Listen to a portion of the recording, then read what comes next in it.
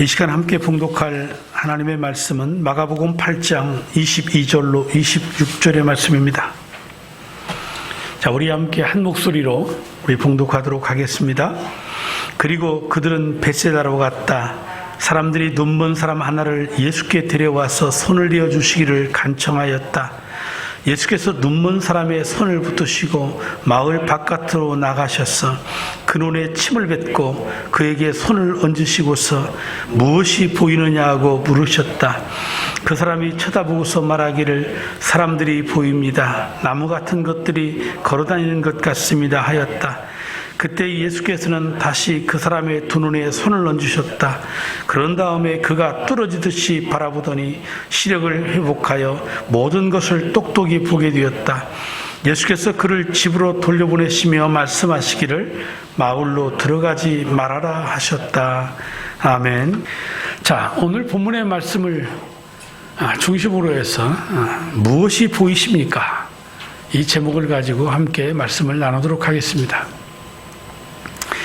우리가 주님의 오병이어와 칠병이어의 교훈을 통하여서 이적신앙이 아닌 표적신앙, 그러니까 기적 안에 담겨있는 하나님의 뜻을 분별하는 신앙이 되어야 한다라고 말씀을 나눴었습니다. 그런데 저는 오늘 이 본문의 말씀을 생각하면서 문득 이런 생각을 해보았습니다. 나의 믿음의 효력은 얼마나 갈까? 며칠이나 갈까? 여러분들의 믿음의 효력은 얼마나 가십니까? 물론 믿음이라고 하는 것을 우리가 측정할 수 있는 방법은 없습니다. 그리고 믿음은 하나님이 무조건적인 선택으로 주어진 선물이기 때문에 우리에게서 이 믿음이 소멸될 수가 없는 것입니다. 그런데 우리 자신들의 믿음을 늘 세상 속에서 흔들리는 걸 보는 겁니다.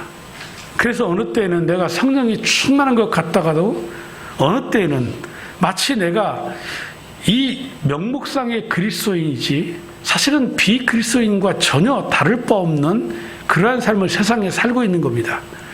이런 내 자신의 모습을 바라보면서 드는 생각입니다. 도대체 내 믿음의 효력은 얼마나 될까? 이런 생각을 해본다는 얘기입니다. 여러분, 제자들의 모습을 보면서 제자들의 기적의 효력은 얼마 되지 못했습니다. 얼마 전에 5,000명을 먹이신 기적을 목격했음에도 불구하고 뒤돌아서자마자 먹을 것 걱정했습니다. 그리고 칠병이어의 기적을 경험하고도 며칠 지나지 않아서 또다시 빵 걱정하는 겁니다.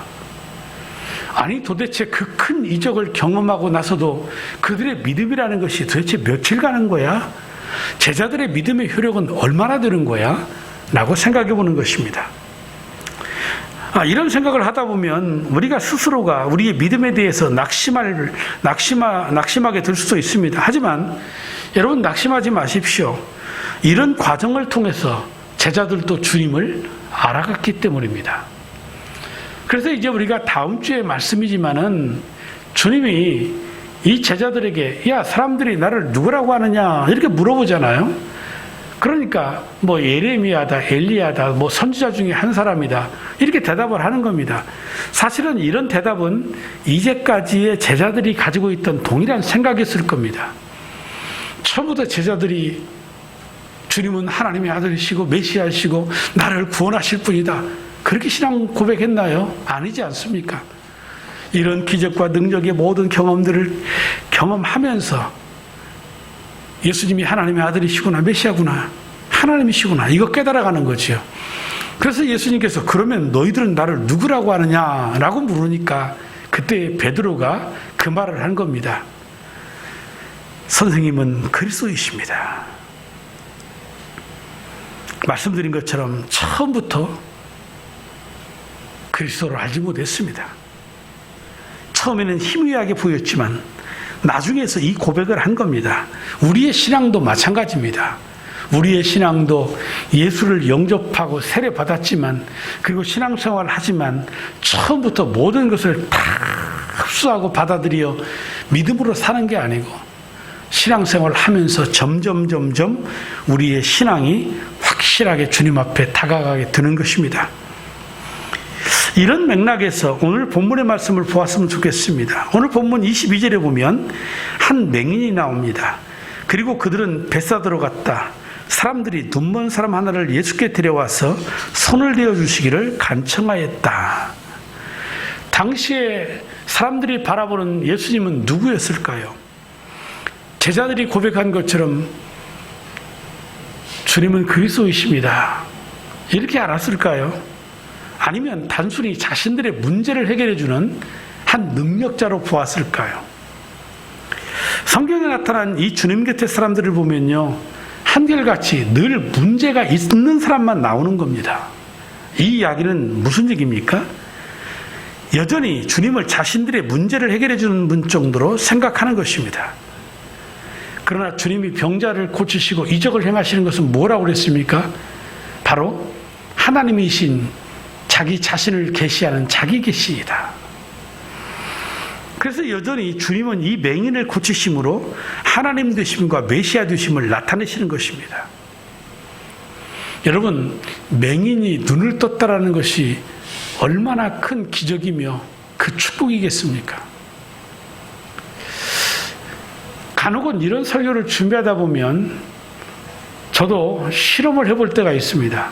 자, 우리 집의 소파에 제가 앉아 있습니다. 제가 해본 겁니다, 실제. 그리고 그 집에서 내가 눈을 감고 한번 10분 동안 살아보는 겁니다. 근데 이거 가능합니다. 왜? 이미 집 구조는 나에게 아주 익숙하잖아요. 몇 발 정도 가면 뭐가 있고 화장실도 찾아가서 제가 참 할 일 없는 것 같아 보이지만은 이런 말씀을 준비하면서 참 눈을 뜨고 내가 살아간다는 것이 얼마나 감사한 일인가. 제가 여러분들의 얼굴들이 예전 같지 않아서 설교를 하면 저 멀리 계신 분들은 잘 보이지 않아요. 형체는 다 보이고 그러지만. 하지만 이렇게라도 눈을 떠서 여러분들을 볼 수 있다는 것이 얼마나 감사해요. 한국에 아마 2005년도인가 상영된 천국의 아이들이라고 하는 영화가 있습니다. 주인공은 이란의 45세의 대학 교수인 요셉인데 그는 맹인이었다가 수술을 통해서 이제 시력을 되찾자 눈을 뜨게 되는 겁니다. 눈을 뜨고 나서 공부도 열심히 했고 또한 결혼해서 자녀를 낳으며 훌륭한 직장에서 대학의 교수니까 나름대로의 행복한 삶을 살아가는 것입니다. 그런데 그 영화가 우리에게 던져주는 질문은 이겁니다. 눈을 떴으니 과연 그의 인생은 행복하기만 한가? 아니라는 것이지요. 눈을 떠서 세상을 바라보고 행복하게 살아가지만 세상에 보이는 것들 속에서 다시금 그의 마음속에는 욕망들이 꿈틀거리고 또한 새로운 고민이 생기게 되는 것입니다. 그래서 육체의 눈을 뜸으로 말미암아 마음의 눈을 잊어버린 것이죠. 그래서 그 영화의 포스터 제목은 이렇게 되어 있습니다. 세상에는 눈을 감아야 볼 수 있는 것이 있다. 어쩌면 그런 것 같습니다. 보고 싶은 것 많고 볼 것도 많지만 정작 보아야 할 것을 바라보지 못한다면 차라리 보지 못하는 것이 더 나을 수 있다는 교훈이겠지요. 예수님의 제자들은 생명의 빵이신 주님과 함께 있으면서 빵이 없다고 걱정하지 않습니까? 그래서 예수님에게 이런 책망 듣는 겁니다. 너희는 눈이 있어도 보지 못하고 귀가 있어도 듣지 못하느냐? 아직도 깨닫지 못하느냐? 저는 우리 성도들이 이적신앙에 머물지 아니하고 정말 표적신앙, 그 하나님이 보여주신 우리의 삶의 어떠한 현상들 속에서 하나님의 뜻을 발견하여 하나님의 뜻대로 살아가는 그러한 축복이 있기를 다시 한번 주님의 이름으로 축복합니다. 여러분, 세상에서 사물을 보는 것은 사람의 눈이나 짐승의 눈이나 다를 바가 없습니다.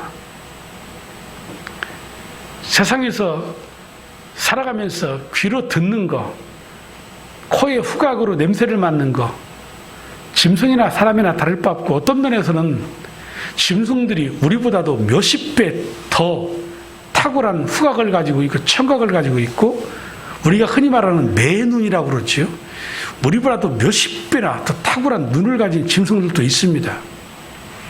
하지만 여러분, 짐승과 사람과의 차이가 무엇이라고 생각하십니까? 바로 짐승들이 바라보지 못하는 영적인 세계. 그 영적인 세계를 인간들은 바라볼 수 있다는 것입니다. 그래서 이 시간 우리는 우리의 영적 믿음의 시각을 점검해 보아야 합니다. 우리의 믿음은 세상에 보이는 것들을 넘어 보이지 않는 영원한 하나님의 나라가 보이는가? 라는 것입니다. 그저 막연하게 예수를 믿는다고 하면서 영원한 세계가 있겠거니, 내세가 있겠거니, 천국이 있겠거니, 뭐 있으면 좋고 없어도 상관없고, 이런 믿음은 믿음이 아닙니다. 영원한 하나님의 나라를 바라보는 신령한 눈을 떠서 그 나라를 바라보고 사는 것이 믿음인 줄로 믿습니다. 역사를 보는 눈도, 정치를 보는 눈도, 경제를 보는 눈도 탁월해야 되겠죠. 하지만 여러분, 이것들보다도 왜 영적인 세계가 열려야 합니까? 여러분, 정치는 우리를 좀 더 편하게 살게 해주실지 몰라요. 또한 경제는 우리를 보다 더 잘 살게 할 수는 있어요. 역사는 우리에게 새로운 각성과 교훈을 주는 하나의 거울이지요. 하지만 이 모든 것들은 우리의 영혼을 구원하지 못합니다. 그러므로 이 시간 우리 한번 우리 자신들을 점검해야 합니다. 세상의 눈만이 아닌 영적인 눈이 열려서 하나님의 나라 신령한 세계를 바라보는 우리가 되어야 된다는 얘기입니다. 그런데 오늘 제가 이 맹인을 고치신 사건 속에서 느낀 것이 세 가지가 있어요. 그 첫 번째가 뭐냐면 22절, 그리고 그들은 베세다로 갔다. 이 베세다와의 이 기적의 연관성. 여러분, 우리가 본문을 읽는 것처럼 앞을 보지 못하는 맹인한 사람을 마을 사람들이 데리고 왔다는 겁니다. 그리고 예수님 앞에 나와서 예수님의 손길을 통하여 눈을 뜨는 놀라운 은혜를 덧입습니다. 그런데 이 장면에서 예수님께서 의아한 모습을 보이십니다. 23절에 예수께서 눈먼 사람의 손을 붙드시고 마을 바깥으로 데리고 나가서, 왜 그랬을까요? 많은 사람들이 있는 곳이 아닌 그 마을에서가 아닌 이 사람을 데리고 바깥으로 나갔대요. 예전에 예화집에 보면 이런 예화 있었지요. 이 안전맹이를 고친 그 사도행전의 사건을 보고 한 목사님이 나도 믿음으로 선포하면 안전맹이 일어나겠지, 이런 생각을 가지고 있었대요. 근데 서울역 앞에 안전맹이가 앉아서 구걸하고 있는데 사람들이 있는데 거기에 가서 나사렛 예수 이름으로 명하노니 자리를 들고 일어나라 이렇게 외쳐야 되겠는데 만약에 안 일어나면 어떻게 하지? 이런 생각이 들더랍니다. 그래서 이 안전뱅이를 업어가지고 이 골목에 데리고 가가지고 나사렛 예수 이름으로 명하노니 일어나라 일어나라 그랬다는 얘기가 있어요. 예수님도 그런 마음이었을까? 소경의 눈을 뜨게 해달라고 데리고 왔는데 이 소경을 눈을 뜨게 하지 못한다면 망신당하니까. 그래서 예수님이 조용히 데리고 마을 바깥으로 가신 건가요? 아마도 이 자리에 계신 분들은 주님의 능력의 한계에 대해서는 의심하지 않으실 겁니다. 소경의 눈을 뜨게 하는 것이 더 큰 기적일까? 5,000명을 먹이시고 7병여의 그 기적을 베푸신 4,000명을 먹이신 이 사건이 더 큰 기적일까? 저는 한참 동안 이거에 대해 생각해 봤어요. 일반적으로 다른 종교 속에서도 이러한 죽은 자가 살아났다고까지 하는 이런 기적들은요, 우리 성경의 역사만이 아니고 기독교의 역사만이 아니고 지금도 이 시대에 많은 종교들이 그렇게 주장하고 있어요. 그런데 생각해 보니 어느 종교도 물고기 2마리와 보리떡 5개로 5,000명을 먹이고 12광주를 남겼다, 이런 기적 없어요. 예수님의 능력에서는 이 소경의 눈을 뜨게 하는 것은 그리 어렵지 않은 사건입니다.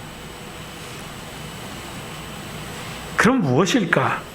도대체 베세다와 이 기적은 어떤 연관성이 있는 것이고 어떤 의미가 있는 것일까? 이 본래 베스다는 예수님의 은총을 받은 마을입니다. 예수님은 베스다에 사는 사람들 중에서 베드로, 안드레, 빌립, 이들이 다 베스다 출신들입니다. 여기서 제자를 부르셨고 5,000명을 먹이신 사건도 베스다의 중심은 아니었지만 베스다의 들녘에서 그 5,000명을 먹이셨습니다. 또 예수님께서는 베스다의 사람들이 보는 앞에서 중풍병자도 고치셨고 베드로의 장모가 열병으로 앓아 누워있을 때 베드로의 장모를 고쳐주기도 했었습니다.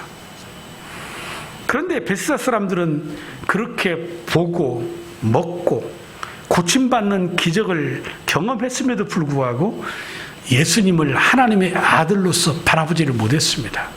오히려 예수님을 배척했습니다. 그래서 예수님은 이 베스다를 바라보시며 슬퍼하시면서 이렇게 저주하셨습니다. 마태복음 11장 21절로 22절입니다. 고라시나 너에게 화가 있다. 베세다야 너에게 화가 있다. 너희에게 행한 기적들을 두로와 시돈에서 행하였더라면 그들은 벌써 베옷을 입고 죄를 뒤집어 쓰고 회개하였을 것이다. 내가 너희에게 말한다. 심판날에 두로와 시돈이 너희보다 더 견디기 쉬울 것이다. 아, 그렇구나. 베스다의 사람들은 하나님의 그 이적과 특별한 은혜를 경험했음에도 불구하고 은혜가 은혜인 줄 모르고 더 나아가서 예수님을 배척하는 그런 모습을 보이고 있는 거예요. 그들에게 굳이 더 이상의 은혜를 베풀 이유가 없어요. 그래서 예수님께서는 이 사람을 밖으로 데리고 나와서 고쳐주십니다. 한마디로 베스다는 어떤 곳입니까? 완악하고 폐역한 곳입니다. 불신앙이 있는 곳입니다. 오늘도 세상은 베스다보다도 더 죄악이 관영하고 부패한 세상입니다. 주님은 이 세상에서 사는 우리들을 불러서 하나님의 자녀로 삼아주셨습니다. 성도 되게 했습니다. 성도라는 뜻은 거룩한 무리라는 뜻입니다. 너희는 구별된 백성들이다. 그렇습니다. 우리는 이 세상 베스다와 같은 이 죄악이 관영한 곳에서 우리를 불러내셔서 우리를 하나님의 자녀 삼아주신 것입니다.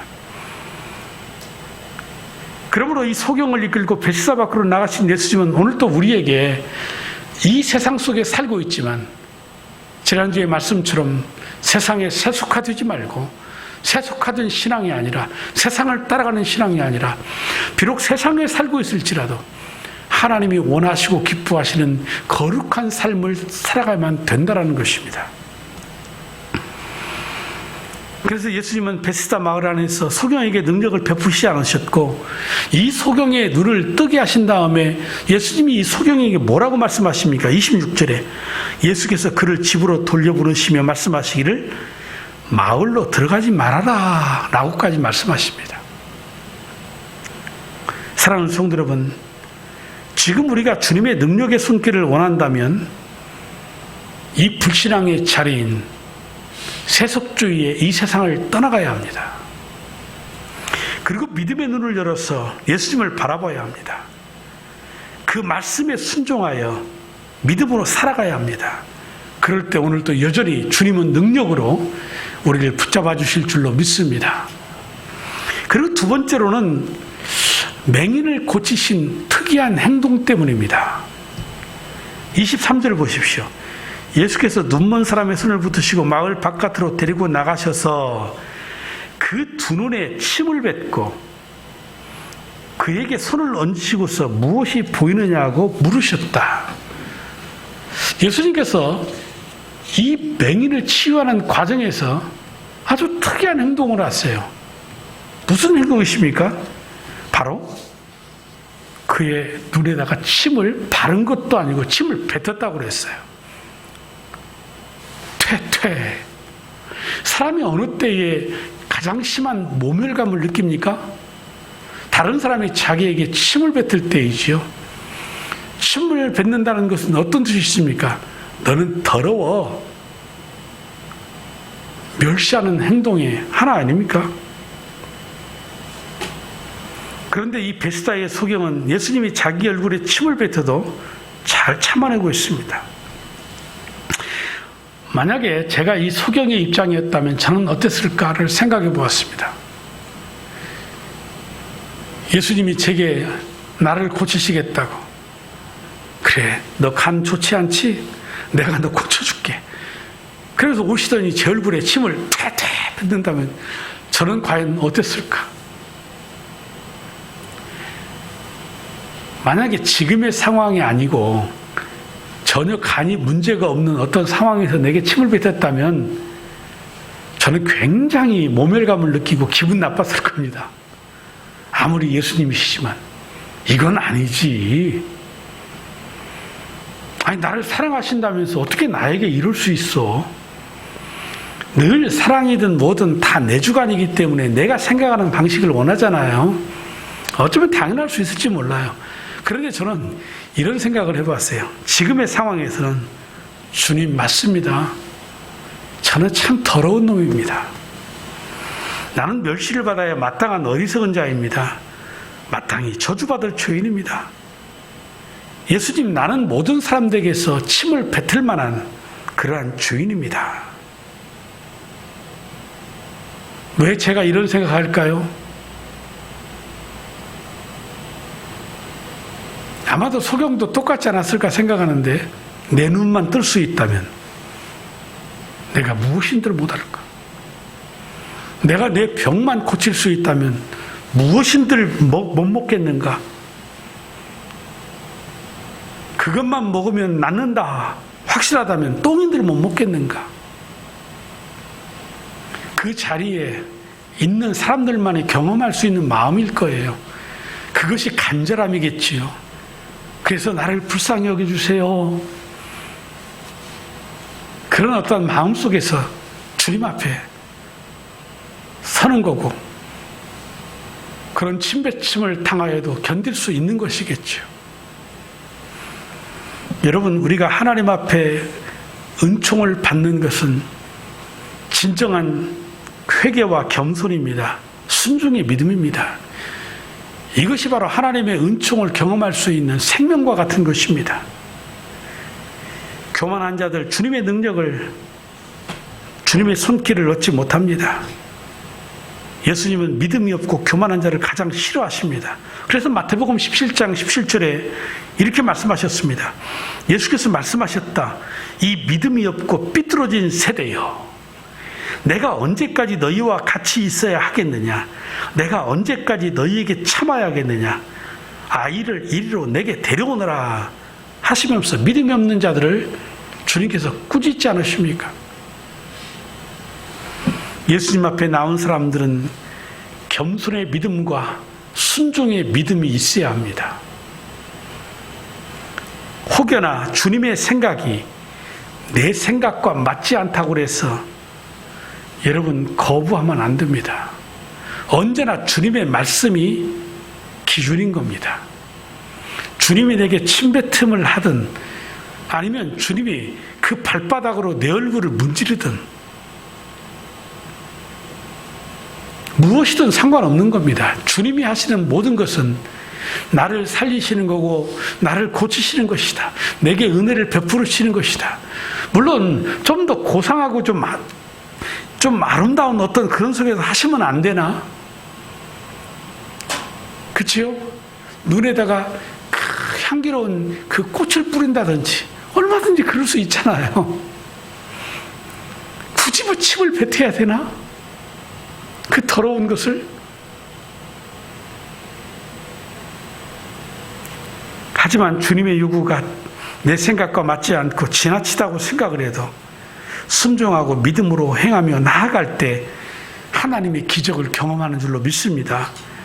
그래서 우리가 이 영적인 눈을 떠서, 육적인 눈을 떠서 하나님의 나라를 바라보고 믿음으로 살아가는 것은 이 맹인처럼 절대적인 믿음, 절대적인 순종이다. 이거 깨닫는 겁니다.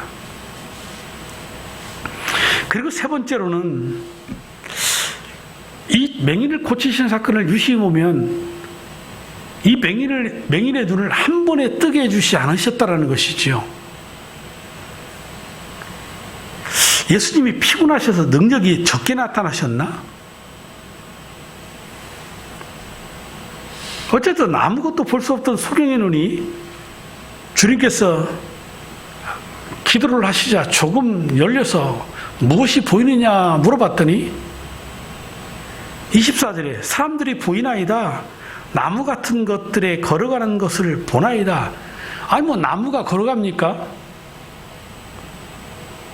근데 사람 같은 거, 나무 같은 거, 그것이 걸어갔다. 아마도 사람들이 움직이는 게 좀 희미하게 보였던 것 같아요.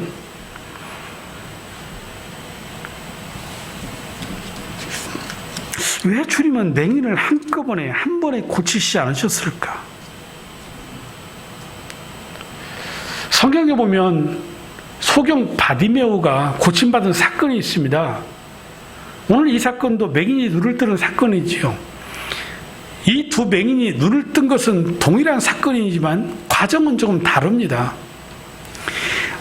바디메오가 마가복음 10장 우리가 앞으로 살펴보겠지만 46절로 48절에 보면 그들은 여리고에 갔다. 예수께서 제자들과 큰 무리와 함께 여리고를 떠나실 때에 디메오의 아들 바디메오라는 눈먼 거지가 길가에 앉아 있다가 나사렛 사람 예수가 지나가신다는 말을 듣고 다윗의 자손 예수님 나를 불쌍히 여기십시오 하고 외치며 말하기 시작하였다. 그래서 많은 사람이 조용히 하라고 그를 꾸짖었으나 그는 더욱더 큰 소리로 다윗의 자손이여 나를 불쌍히 여기십시오 하고 외쳤다고 그랬습니다. 물론 이 사건은 이 앞에 맹인을 고치신 사건보다 후자에 일어난 사건이니까 이 맹인이 눈을 떴다고 하는 이 사건은 삽시간에 그 근방에 아마도 빅뉴스였을 겁니다. 특히 누구에게요? 눈먼 자들에게는 희망의 소리였을 겁니다.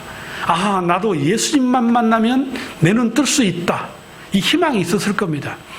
그렇기 때문에 이 바디메오의 간절함은 더욱더 있었을지는 몰라요.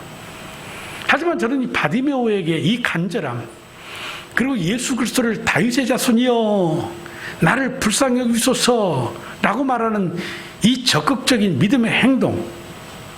그런데 오늘 이 본문에 나와 있는 이 맹인은 다른 사람들에 의해서 그 불쌍히 여기는 동정심의 발로에 의해서 야 혹시 모르니 예수님 앞에 나아가서 네 눈 한번 고쳐달라고 해보자. 그래서 나왔는지는 모르겠어요. 분명한 것은 이 맹인에게는 어떤 믿음의 고백이나 행동이 보이지 않는다라는 것이죠. 그런데 은혜는 입었어요. 여러분 오늘도요 신앙생활을 성도들이 신앙생활을 하면서 이런 맹인과 같은 사람이 있어요. 쉽게 말하자면 믿음의 고백이나 신앙생활을 하는 것 보면 어찌 보면 별거 아니에요. 어찌 저렇게 신앙생활을 할 수 있을까 싶어요. 그럼에도 불구하고 때로는 은혜를 입어요. 그런데 문제는 뭡니까? 이런 믿음이 진정한 믿음의 갈망이 없는 사람들, 이런 사람들이 은혜를 입으면 조금 지나면 그 은혜를 잃어버려요. 왜요? 이적 신앙이니까. 그러니까 내 믿음을 성장시키고 하나님과의 나와의 영적인 관계가 바른 믿음의 관계가 돼야 되겠다. 그래서 더욱더 믿음으로 살려고 하지 아니하고 내 삶은 엉망인데 교회는 다니면서 내게 필요할 때마다 하나님 앞에 이것 주세요, 저것 주세요. 이루어지면 그때뿐이고 이루어지지 않으면 시험 들고 떠나버리고. 우리가 지금 이적과 표적 신앙에서 계속해서 보고 있는 거잖아요. 제가 지난주에인가 말씀드렸어요. 이 지금 문맥의 성경의 흐름은 결국 이 이적과 표적 속에서 우리의 신앙을 보는 거예요. 그러니까 이런 사람들은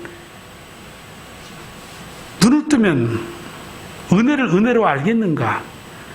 이적 신앙으로 끝나는 거고 대부분의 사람들은 이렇게 생각하는 겁니다. 예수를 믿으면서도 아이고 오늘 내가 운때가 좋았어. 이런 말 하는 겁니다. 내가 어젯밤에 꿈을 잘 꿨나 봐. 적어도 예수님이 이 사람을 한꺼번에 고치지 않는 것은 그래서 그러지 않았을까? 이 사람의 영적인 눈을 떠서 은혜를 은혜로 알고 믿음이 무엇인지를 알게 하려고 그렇게 하지 않으셨을까?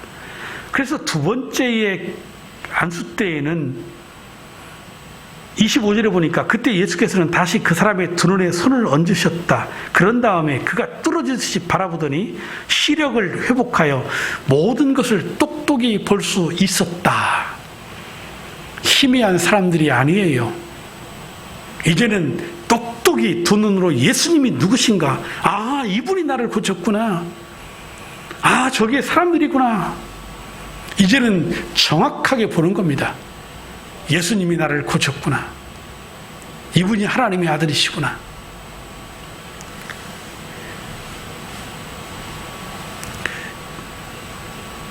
따라서 성도들이 온전한 믿음을 소유하는 데는 과정이 필요하다고 말씀을 드리는 겁니다.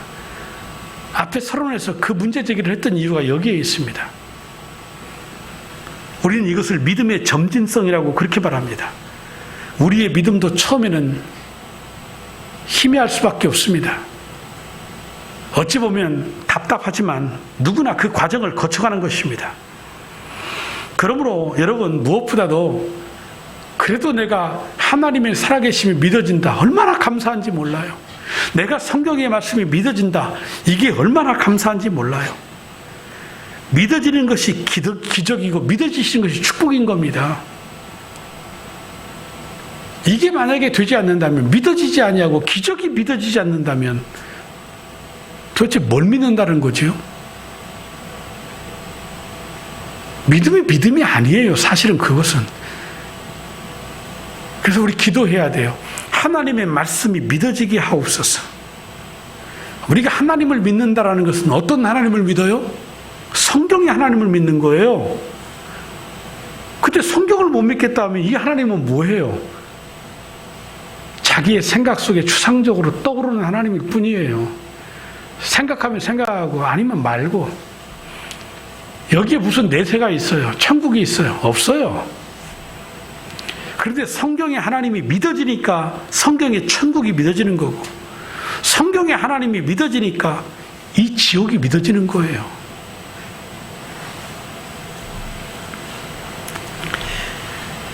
영국의 천재 물리학자인, 그리고 캠브리지 대학의 교수인, 우리가 잘 아는 스티븐 호킹이라는 사람이 있습니다. 이 사람이 뭐라고 그랬어요? 신은 존재하지 않는다. 왜 그럴까요? 세상에서는 이 스티븐 호킹의 이 우주를 꿰뚫어보는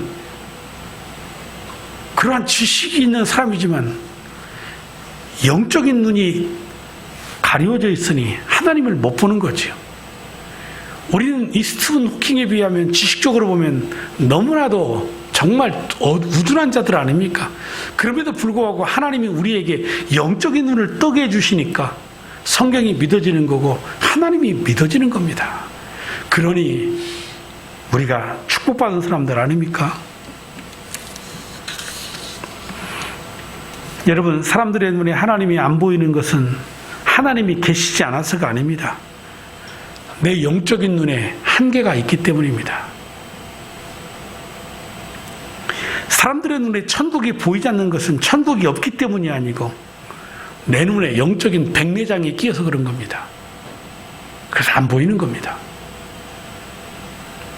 하지만 영안이 열려지면 천국이 보이고 하나님이 보입니다. 그래서 열왕기야 6장 11절로 19절에 보면 이 엘리사 선지자가 활동하던 때에 아람의 군대가 대군을 이끌고 와서 사마리아 성을 에워싸지 않습니까? 그런데 엘리사의 이 종이었던 게하시가 그 장면을 보고 사지를 발발발 떠면서 두려움에 떨고 있으니까 이 엘리사가 이 게하시를 위해서 하나님 앞에 기도하지 않습니까? 하나님, 저 게하시의 이 영적인 눈이 떠지게 하여서 하나님이 우리를 어떻게 지키고 보호하고 계신가를 보게 하옵소서. 그 기도를 하고 나니까 이 게하시의 영적인 눈이 열리니 저 사마리아를 둘러싸고 있는 아람 군대가 개미떼와 같이 많을지라도 그 산을 바라보니 산 위에 불말과 불병거가 가득하더라는 겁니다. 저들이 우리를 에워싸고 있지만 저들을 또한 에워싸고 있는 게 누구라는 겁니까? 불말과 불병거예요. 하나님이 지키시고 하나님이 보호해 주시는 것이 나타나 보여진 사건이죠. 사랑하는 성도 여러분, 오늘 우리는 무엇을 지금 바라보고 있습니까? 오늘 저와 여러분들의 영적인 눈의 상태는 어떻습니까? 무엇이 우리의 영안을 가리우고 있는 것입니까? 지금 보이는 것이 돈입니까? 명예입니까? 어떤 권세입니까? 하나님 앞에 기도하겠다고 기도하고 눈만 감고 기도하다 보면 어느새 집이 묵상되어지고 있고, 또 기도하다 보면 내가 이러면 안 되지 하고 고개 한번 흔들고 기도하다 보면 또 갑자기 주식이 묵상되어지고, 이걸 팔아야 되나 말아야 되나.